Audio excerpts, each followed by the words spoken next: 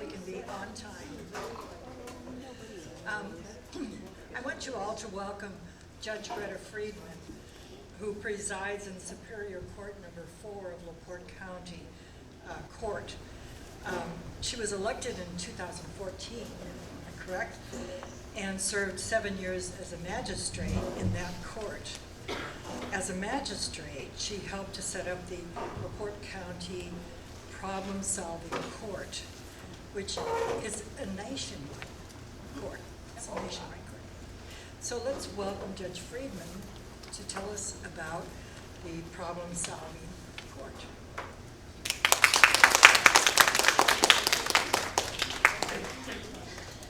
Thank you, Janice.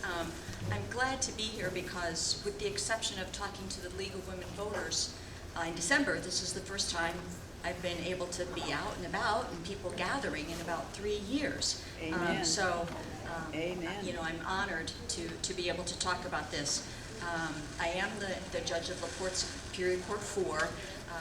I do several things. I handle misdemeanors, low-level felonies, civil cases, small claims cases, collection matters. I do just about everything but family law and juvenile law.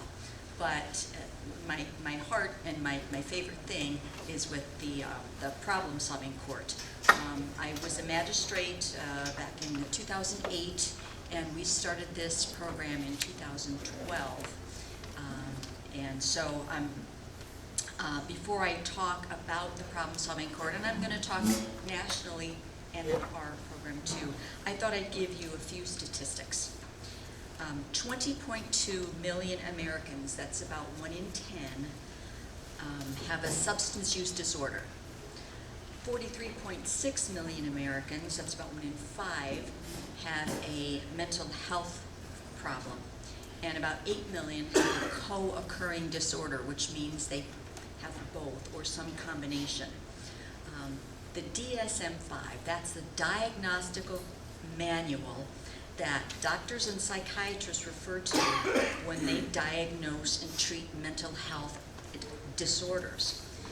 So what we used to call addiction is now clinically referred to as a substance use disorder.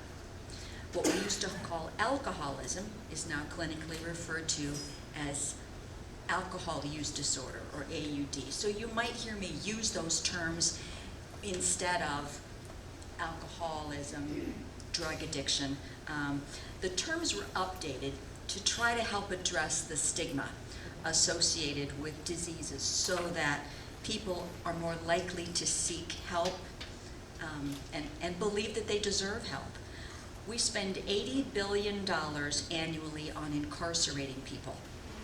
So what we started to figure out was that we are, and we're still figuring out in some areas for sure, that we need to be incarcerating the people that we're afraid of, not the people that we're mad at.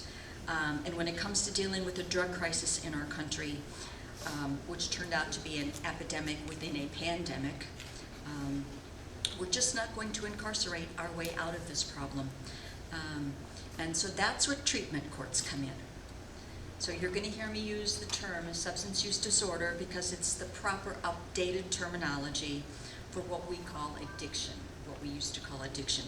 We now recognize that addiction is a medical condition or a disease. It's not a moral failing. And people are much more likely to seek and get medical attention if they understand that they have a treatable disease. The stigma around use disorders and mental health disorders is still a significant problem, not only in the general community, but in the treatment community as well. So it's something that we continue to educate people on. There are about 4,000 treatment courts in all 50 states, 4 territories, and about 20 countries. Indiana has about 120 problem-solving courts, and there are several that are in the process of being certified. So what are treatment courts, also known as problem-solving courts or drug courts? They are alternative courts to being incarcerated and sent to prison. They started in 1989. down in Miami-Dade County, where judges down there got tired of seeing people come to court, be charged with crimes, be sent to prison, get no treatment, come right back out into the same environment, and the cycle simply continued. So they determined that there's got to be a way we can combine the criminal justice system with the treatment community and come up with some long-term type of treatment for recovery. And so that's how problem-solving courts were born. They're about 34 years old, and lots of other types of courts are patterned after drug courts. They're sort of the grandmother of all courts. But because people found out that they do work, they have come up with veterans treatment courts. Those were started in 2008. We have mental health courts. We have family and juvenile recovery courts. Depending on where you are in the country, there are gambling courts. We have tribal wellness courts. There are certain places in the country where we have domestic violence courts and prostitution courts. The model has been adapted to various types of addictions, needs, and basic social ills that we can treat and address. Before I talk about our court in this county specifically, I want to share a few local statistics from our county. In 2021, there were 56 overdose deaths in our county. In 2022, there were 50. So far in 2023, there have been 6 confirmed overdose deaths, and 4 are still awaiting toxicology reports. It's impossible to tell how many people actually overdose each year because not all of them result in death. With the availability of Narcan, which is a drug that reverses overdoses, people who would previously have died are now being revived by someone who's got Narcan and successfully was able to use it. To give you an idea of how many drug crimes or arrests there are in comparison to all arrests, in 2022, there were 3,827 criminal cases filed in LaPorte County. That includes the circuit court and all 4 superior courts. Of those 3,827, 608 were drug-related crimes. Now, I want to clarify for everybody that not everyone who comes into the LaPorte Problem-Solving Court comes in because of a drug or alcohol arrest. They likely have a drug or alcohol arrest in their past, but we also get a lot of people based on recent thefts. The reason for that is they're stealing to feed a habit. So let's talk a little bit about our particular program. We spent about 2 years researching and studying the best practices across the country before we opened our program in May of 2012. We are an alternate post-plea court. That means people have already pled guilty to whatever charge, but instead of going to jail or prison, they enter this treatment court.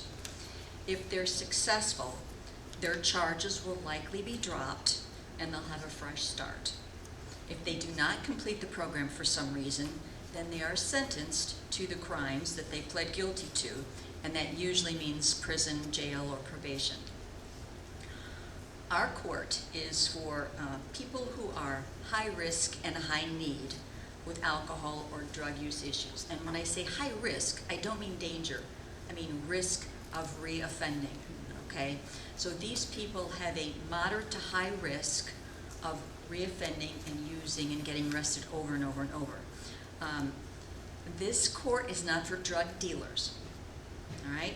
It is also not for people who recreationally abuse drugs. This is for people who have been diagnosed with a substance use disorder or alcohol use disorder, and they are the ones who literally have had their brain chemistry changed and altered due to the drugs. They're the ones who can't stop using. They're not the ones who choose to use. They're not the ones who sell the drugs. They are the ones who are addicted to these drugs.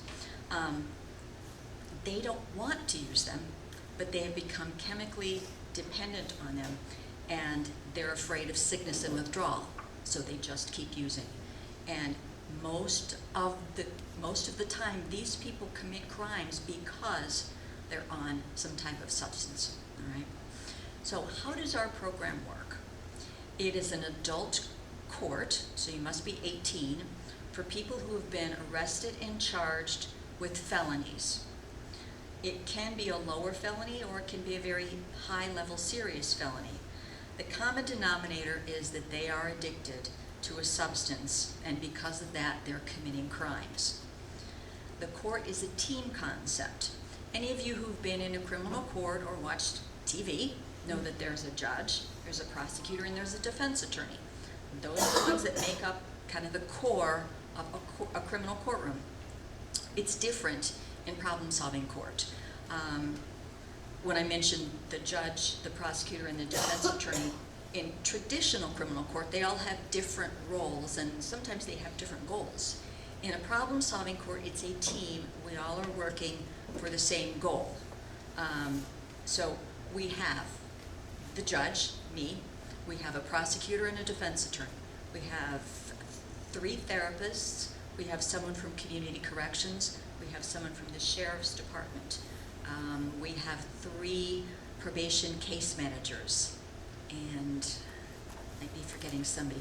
But that's the core of the team that meets every week. We staff all of the cases, and we then go into court and we address each person's case. And Jen is frequently there. Jen's a mentor and comes to court with several of the women that she is mentoring, so she's seen what this is like in action.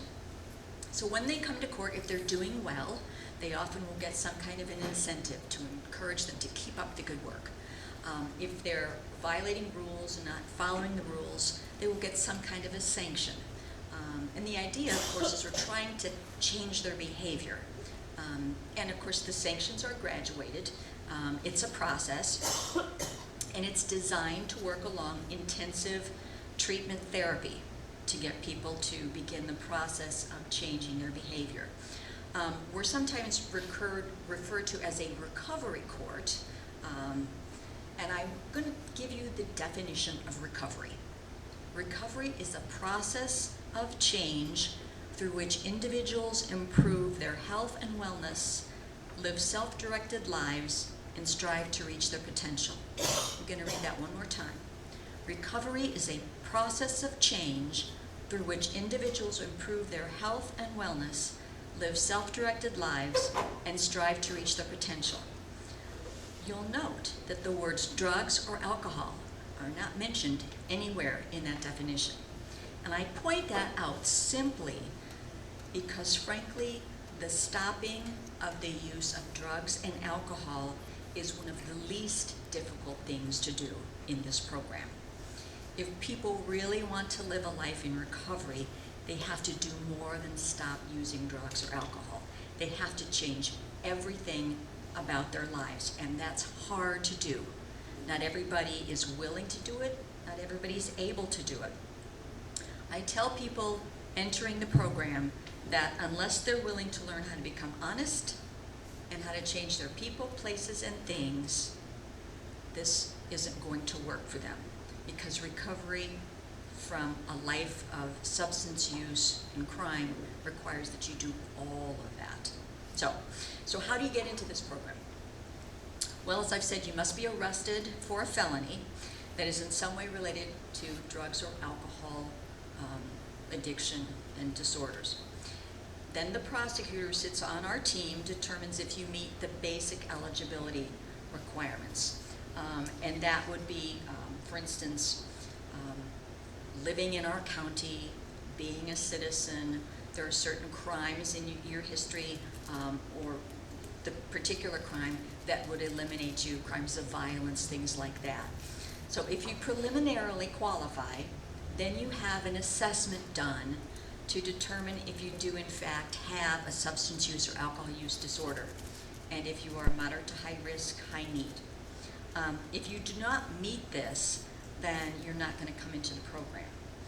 Studies have shown you can't mix levels of need because if you do, you're going to hurt a lower risk person. And by that I mean if you are a recreational user and you have a job and you have a family and you have a structure, you have all of that, but you recreationally use drugs, if we put you into this extremely intensive program, you're probably going to lose that structure. You're going to lose your job maybe. It's going to significantly upend your organized lifestyle that you already have. And you probably will just be fine on probation. A lot of these folks who get arrested are self-correctors. They're mortified, they're horrified, that's never going to happen again. So we don't take anybody under a moderate to high or high need individual. If you meet those assessments, then you're finally reviewed by the entire team that I mentioned. And we really do that just to make sure there's no particular reason not to accept you. And by the time it gets to us, it usually we accept the person. It is a minimum of 18 months. Very few people graduate in 18 months, but certainly some really motivated people do. But most stay in the program somewhere between 22 and 36 months because they might have some relapses over time. They struggle with doing all that they're supposed to do. They have triggers. If they continue with the wrong people, places, and things, they're going to continue to be in situations and put themselves in situations where relapse is probably going to happen. So there are 5 phases, and I'll just briefly go over those. The first phase is 30 days, and in that time period, you need to remain drug and alcohol free. You'll be in therapy 3 times a week. You'll see your case manager 2 times a week. You will have random drug screens. You go to a self-help meeting 3 times a week. And when I say self-help, that's like an AANA, Smart Recovery, some type of meeting like that. Phase 2 is 3 months. You have to do all of that. But by now, we start working with you on a resume, getting a physical. Some people are ready for a job by then, and you have to remain drug and alcohol free for 90 days. Phase 3 changes a little bit in that you have had a lot of therapy. So now the therapy comes down just a little bit, but your self-help meetings go up. The idea is we're trying to give you the tools. Let's see, can you use them? You come to court only once every other week. In the first 2 phases, I see you every single week. And by the phase 3, you either have to be working, volunteering, or in school, 20 hours a week. Phase 4, and you have to be drug and alcohol free for 120 days. Phase 4 is also 4 months. It is very similar to phase 3. The only difference meaning that in phase 4, you've got to be all paid up with your therapy costs. We help people get insurance in phase 1. Most everybody has insurance, so that's not an issue. Finances are rarely, if ever, something that's going to keep you out of this program. It hasn't yet, let's put it that way. The final phase, I like to call taking the training wheels off. It's 6 months long, and you've gotten all the tools you need. You've hopefully been practicing. You've hopefully building a healthy support network, like working with your mentors, meeting people who are in recovery or never had an issue but are sober, and you're developing healthy patterns. And that's 6 months long. At that phase, I only see you once a month. You see your therapist maybe once every 2 weeks, the same with your case manager, okay? So that kind of gives you an idea of the intensity, what's required, the length of time. I can give you some statistics about our program locally. Right now we have 23 participants. We have had up to 54, and that was very stressful for the team. That's a lot of folks to intensely monitor with the amount of people we have to do the work. Right now we have 16 males and 7 females. Right now we have 3 African Americans. We have 1 Hispanic participant. In this last year, A year ago, we had 7 African Americans. 3, I think, graduated. Still 1 Hispanic, and 1 other non-white individual out of the 43 people that we've tracked from January of 22 to now. Our participants range in age from 22 to 59 years of age. The graduation rate is about 44%. We have had 86 people graduate since 2012. In 2022, we administered 4,680 drug tests. Only 89 of those were positive. So that gives you an idea that the importance of drug testing in terms of accountability. People know they're going to be drug tested.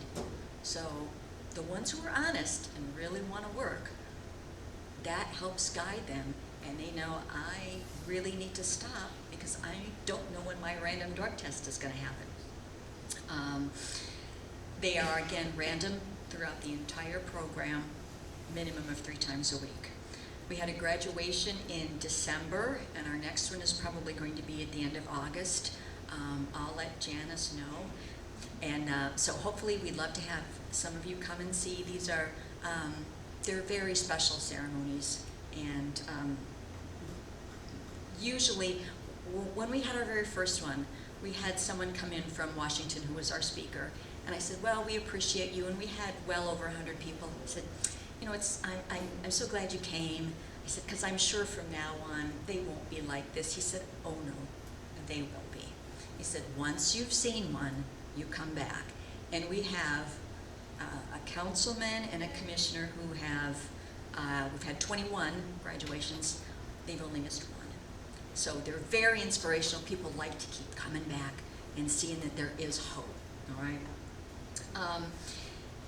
I gave Janice, and I think she passed out to you, sort of a worksheet, or not a worksheet, but a fact sheet on what opioids are. And I mentioned that because when drug court started in 1989 down in Miami, all of us who are old enough to remember Miami Vice know that it was cocaine. Yeah, all right. Cocaine, still out there. It is not the lethal thing that we're dealing with, and it is not the epidemic that we're dealing with now. It's still there, of course. But in the last, well, let's see, 12, 15 years ago, we were dealing with heroin. And that was a huge, and it continues to be a huge problem. But in the last 5, 7 years, opioids have become the real killer. And so I gave you some information as to what opioids are. They can be both prescription and non-prescription. And if you're interested in this, if you really sort of want to do a deep dive, there is a gentleman named Jermaine Galloway. He's a former police officer, and he goes around the country advising teachers, schools, courts, anybody who's interested, churches, about keeping up with the trends of drugs. He goes by the name Tall Cop. So if you look up Tall Cop, you'll find him. But he gives all kinds of amazing updates as to information that those of us who care about our community probably need to be aware of. I was stunned when I learned some of the stuff that that goes on. And of course, you're dealing with a population that doesn't want to get caught, so they do their very best not to. That's kind of the sum and substance of our program. So what kinds of questions can I answer for you guys? Yes? Can those cases be expunged? Yes. Yes, they certainly can. Like I said, a lot of them are dismissed. If you have a very high-level felony, it's probably going to get dismissed down to a misdemeanor, which again doesn't impact people's abilities for jobs. But expungement is something different, and that is when your record is literally wiped clean. Okay? If your charges are dismissed, if you look on what's called My Case, it's kind of the tracking for court cases. If you look on My Case, you'll see that it's there, that it's been dismissed. But in expungement, you won't even find it. It's just gone. You can get an expungement once in your lifetime. So, yes, You said felonies, you said violent felonies do not. correct. Correct. It's just been the experience that there are some things that it's not the population that we're seeking to deal with. Yeah. Yes. I was on opioids for quite a few years, and my doctor stopped prescribing it because there were people coming in and checking the doctor's records to make sure they weren't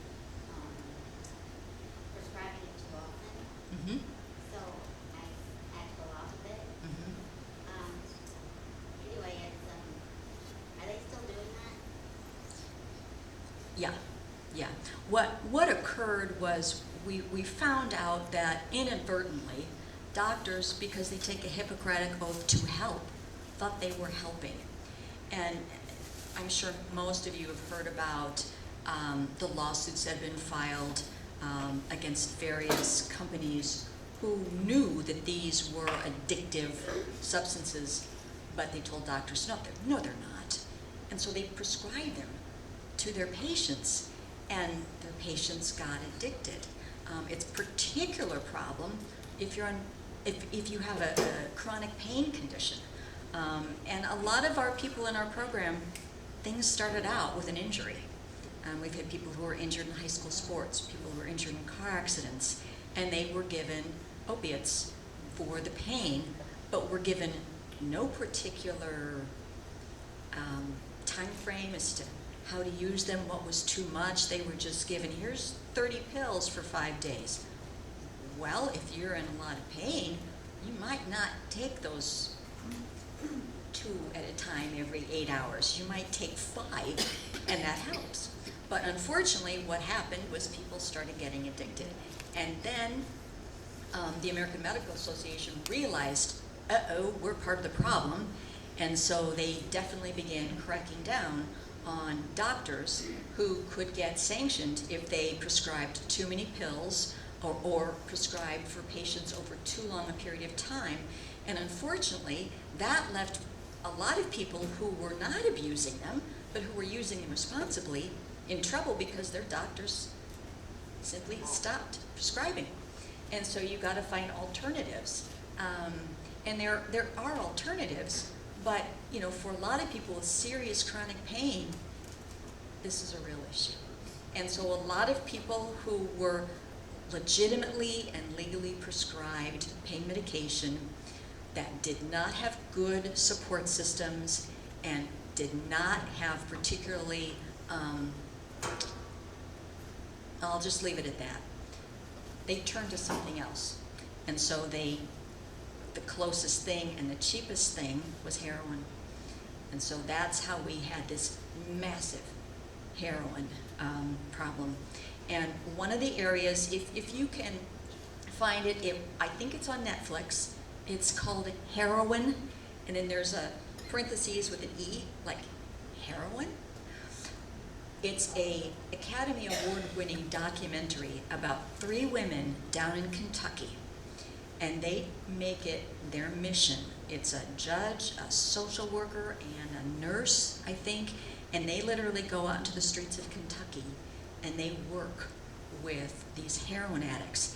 And they decided to do that because at the time, and still, I don't know that Kentucky's #1 anymore, but they used to be absolutely #1 in overdoses and addiction rates because of the mines. People were so injured in the mines, and their doctors just gave them opiates, and they all became addicted. And so overdoses and addiction rates were insane in Kentucky. So it's a good documentary. Yeah. I was lucky I didn't become addicted to it.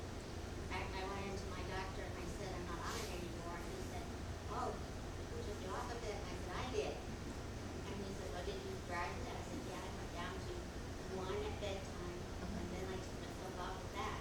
And he said, well, you just made my day. Yeah. But I also wanted to ask, mentors. The mentors. Oh, the mentors do. The mentors are basically folks who kind of come to court, will make a connection with somebody. We try to pair them with someone who we think would be a good connection. And they just go out for lunch with them. They take them for coffee. They go to the store. Maybe they go to their house. They just try to form a healthy support system. Most of these people have absolutely no support system, or if they do, it's not a healthy one. When you hear the stories of the people in this program, and the people they should have been able to trust the most are the ones who got them addicted. When their dad took them to Gary at age 13 so that they could get crack. When their parents are the ones who decided, I'm bored, let's go smoke some weed, and they're 11. And these are family traditions that they have. Well, these folks just don't have a healthy support system, and a lot of times, as much as we are rooting for them, that support system doesn't want them to succeed. They tell them, you'll never do this, you're a loser. Who do you think you are, trying to be better than us? And so that's something they have to fight against. So any healthy relationship they can have outside of what is typically their support system benefits them. So we have about 3 mentors. Unfortunately, we don't really have a training for the mentors, but I'm thinking that that's something we probably need to look at. I mean, Jennifer's nodding. Is simply because a lot of really good-hearted people who might not have any experience with addiction need a little bit of training as to kind of what they're going to be up against. But yeah, that's essentially what they do. Mm-hmm. Yes, ma'am. I know this program is for adults, but do they have a program for juveniles? They don't have a juvenile drug court in this county. They do in some places, for sure. They have a family recovery court. That's slightly different. That's more towards unifying families that are broken. It could be the children are delinquent and they're using drugs, or it could be the parents are using drugs in some capacity. But that's civil related. Those people aren't necessarily charged with crimes. Maybe their children were removed, or there's a delinquency matter pending in the juvenile court. But there are juvenile drug courts. We just don't have one. We have in our county this drug court. We have a reentry court for people coming out of prison. We have a veterans treatment court, and then we have a family recovery court. Yes, ma'am. What should I do if one of my friends,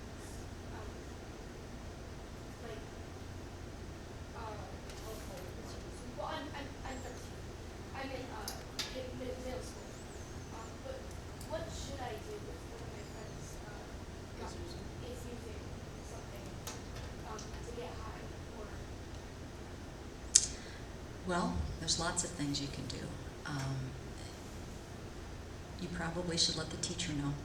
The teacher has an obligation to report that to social services. In a situation like that, they're probably just going to come in and talk to the student and find out, why are you doing this? Are you doing it to fit in, or are you doing it because you're trying to escape a bad situation at home?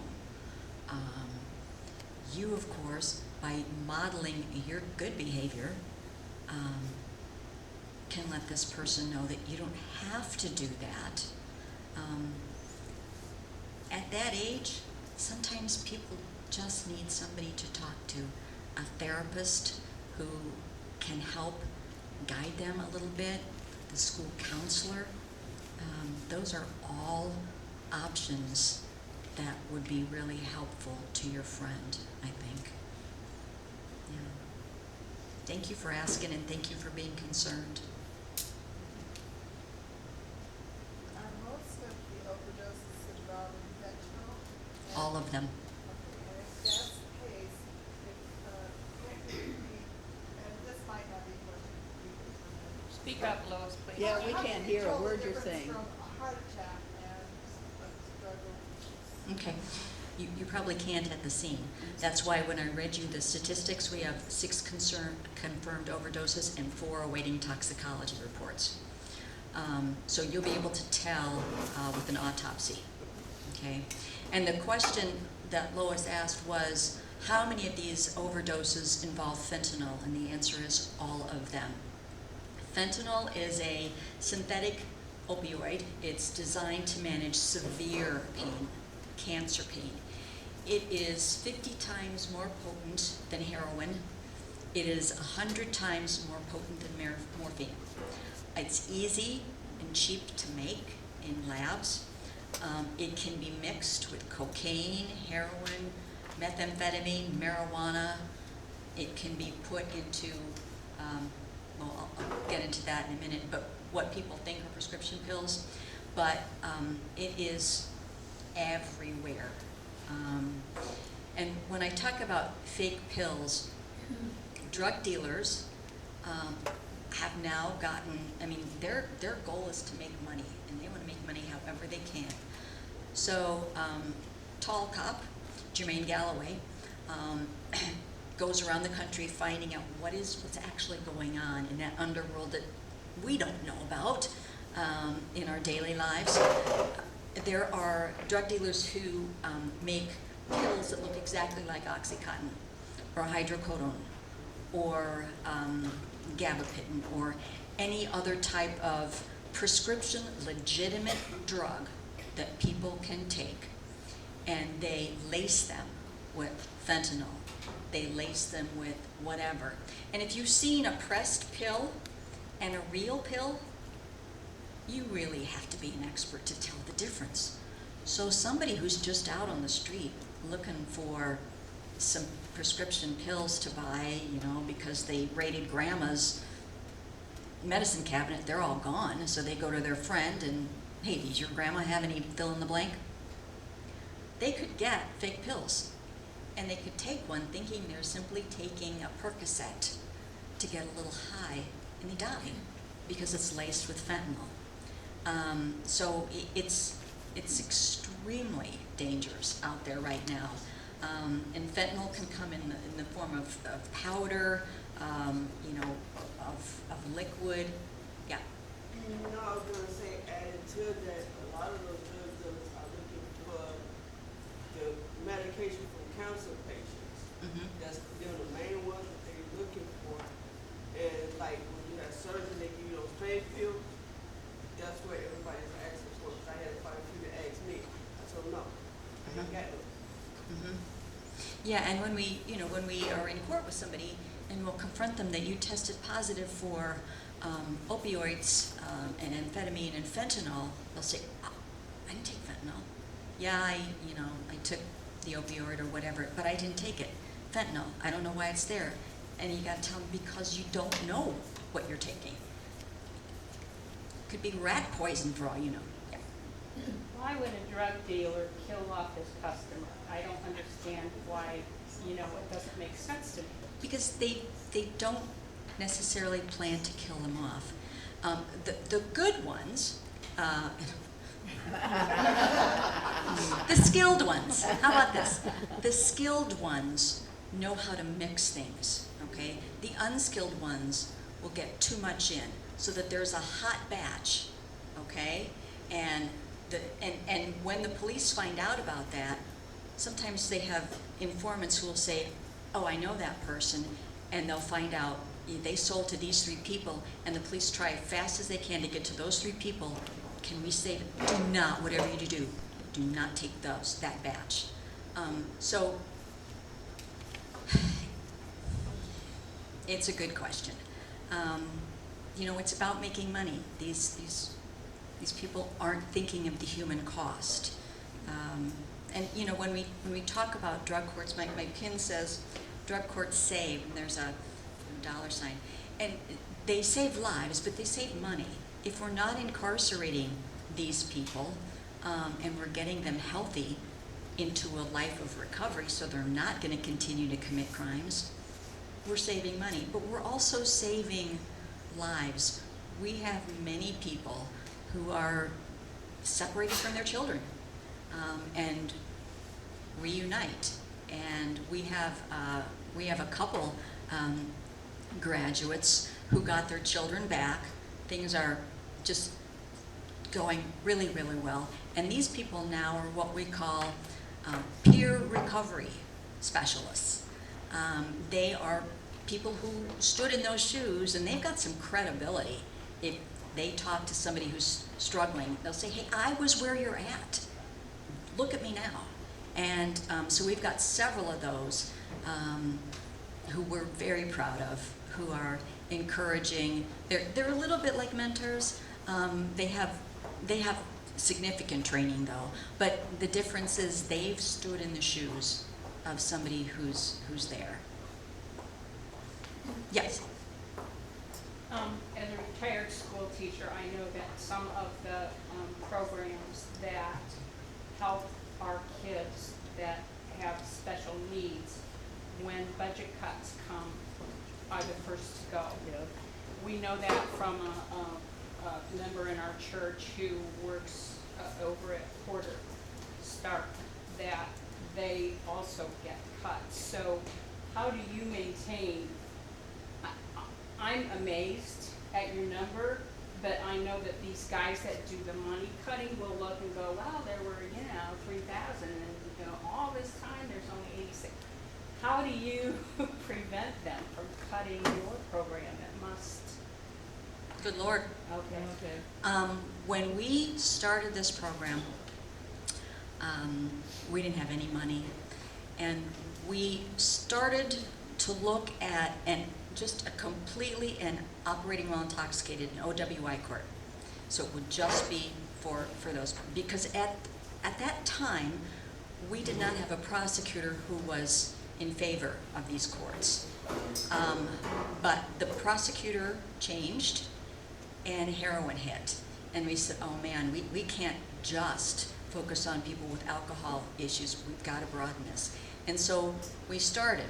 And it's kind of like, when you find out you're going to have that first child, you don't know what you don't know. You're never really ready, but you go headlong into it.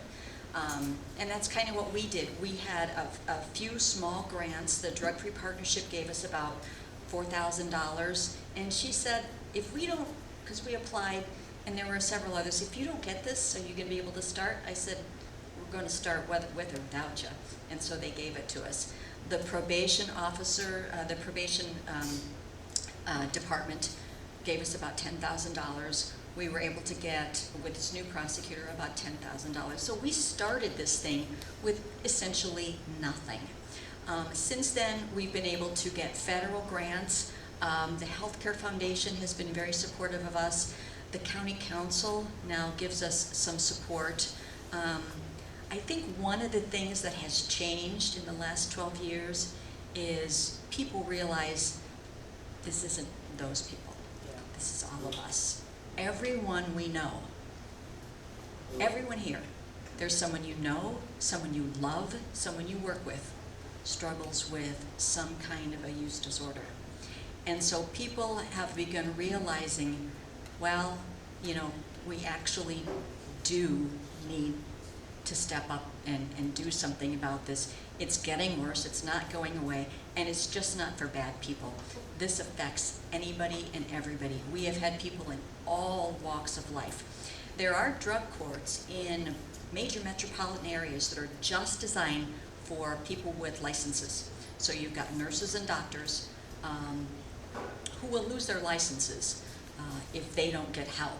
And so in certain parts of the major metropolitan areas of the country, there are drug courts specifically designed for people who their livelihood depends on a license. Yes? This may be too much of a tangent. Would you make a comment on medical marijuana versus recreational? It's medical, but it's marijuana's marijuana. So we are surrounded by Illinois, where there's marijuana, and Michigan, where there's marijuana. And it's fine in either of those. So we are in that funky little triangle, but it's illegal here. So there are parts of the country that have, well, all parts of the country have drug courts, but the areas where marijuana is legal either medically or recreationally, drug courts still don't allow it. Drug courts are voluntary, so you're not ordered into this by force. You have to volunteer, I want to be in this program. So if you want to be in this program, you then are saying, even if it's legal, recreationally or medically, I am not going to use marijuana. So I know that probably doesn't answer your question, but it's something that drug courts have to deal with. You know, when it's legal, alcohol's legal, okay? But in a drug and alcohol court, you can't use alcohol. And part of what we struggle with across the world, of course, is that we know how to tell when someone's had too much alcohol to drive. We don't have that ability to gauge marijuana because it's such a completely different substance.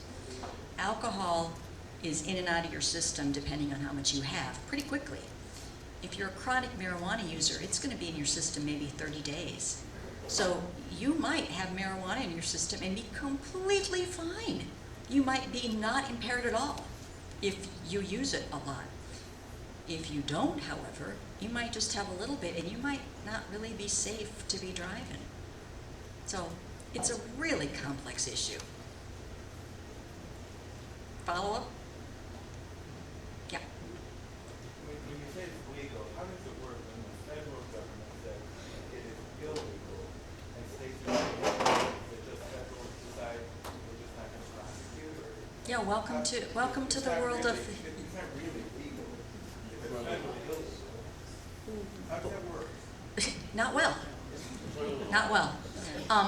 Obviously, if you're in the federal government, you know, it is my understanding, and this is way above my pay grade, but it is my understanding that the federal government does not, except in certain situations, enforce it. So states pretty much are on their own as to how they want to handle it. Do we want to do a bright line, no usage? Do we want to say it's okay for medical? Do we want to go the extra step and say it's okay for recreational? There are lots of states, because you all know this has been discussed for decades. There are a lot of states that have gone to decriminalizing it. In other words, they treat it sort of like you would a traffic ticket. If you want to do it, fine, but you're going to pay a fine. So you're not charged with a crime. You're not clogging up the courts. The police aren't chasing down folks for a little bit of marijuana. But it's treated like an infraction. So it's not a crime. They decriminalize it, but you'll be fined for it. A lot of states do that. Yes?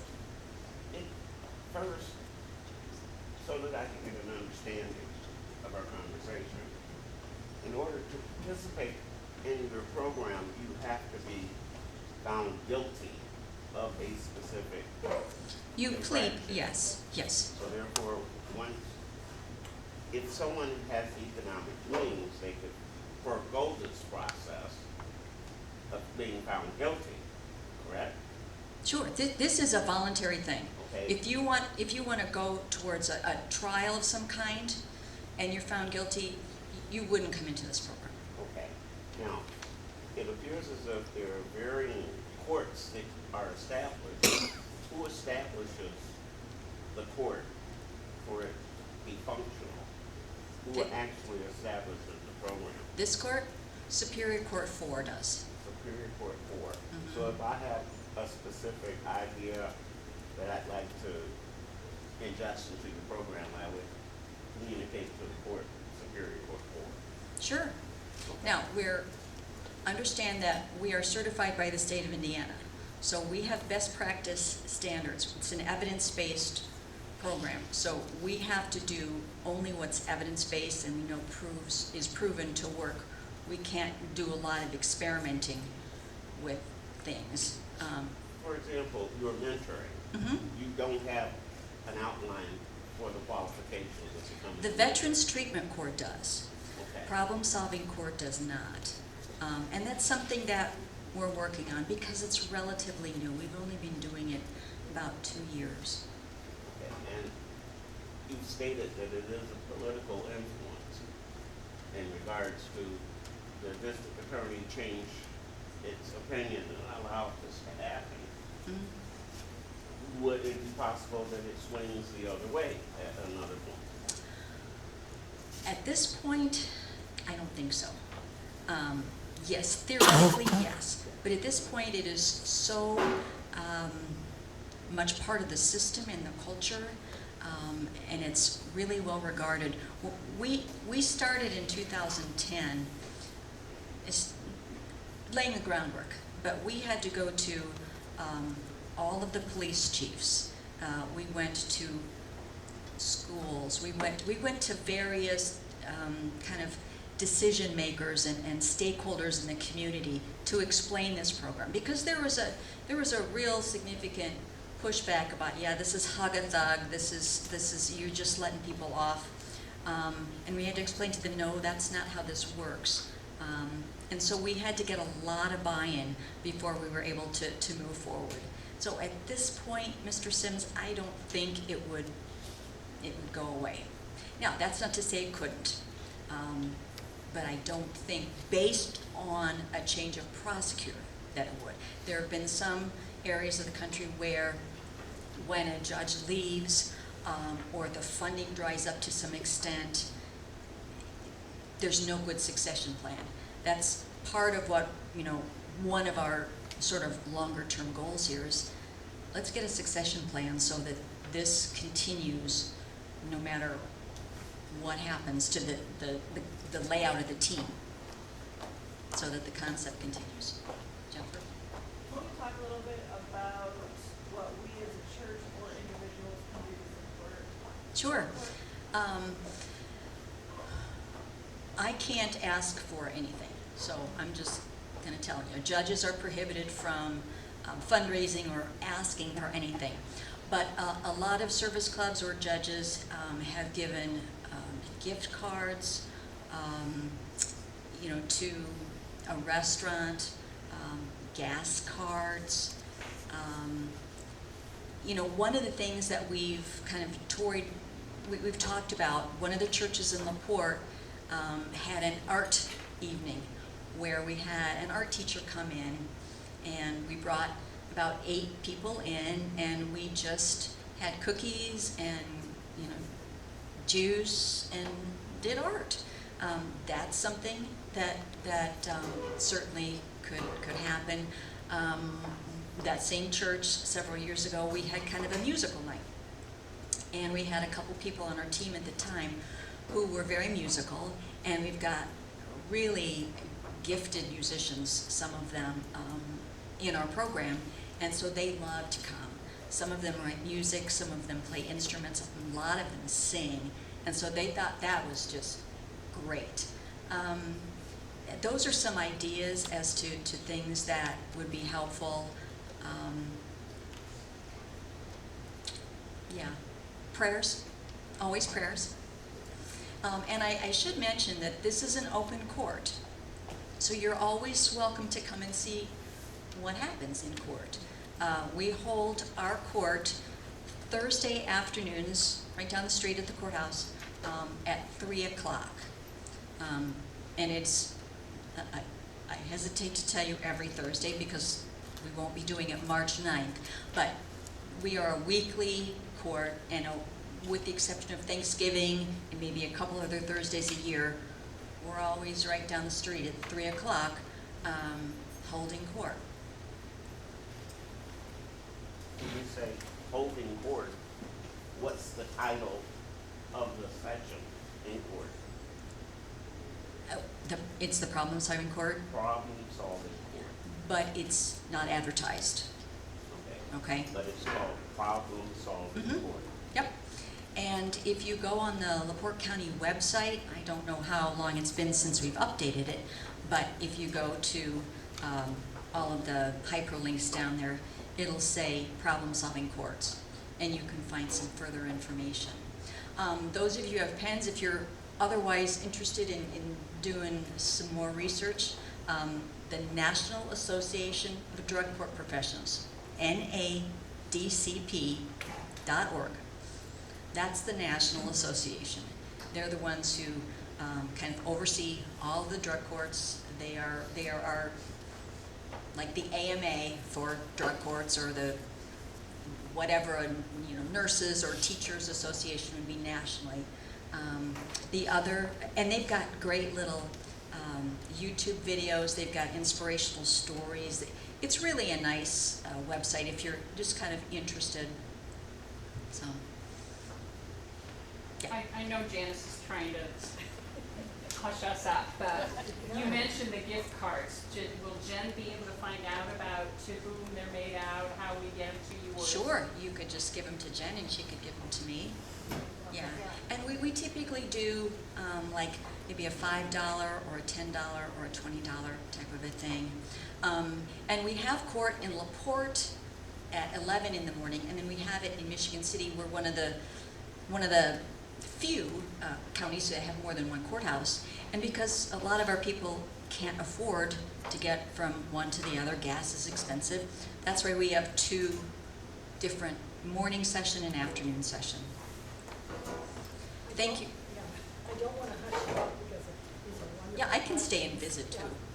But I know that it's 12. in an hour. Thank you guys so much. You know, having this kind of interest, you know, spread the word. One of the things one of the things that you can most do, I guess, and you might not think it's related, but just continue being kind. You never know who you encounter, where they are in their journey, and what a kind word might mean, or a crossword might mean. A kind word or a random act of kindness or gesture might be the thing that keeps that person on track that day, and they don't give up and they don't fall off. So that's something we can all do. So I really appreciate your time today. Thank you.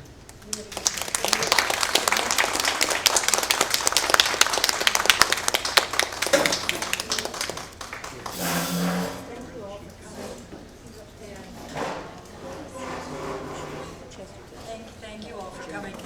Because we did not have a program in January, we're going to have a program next month. And we're hoping to have Dunebrook. Thank you.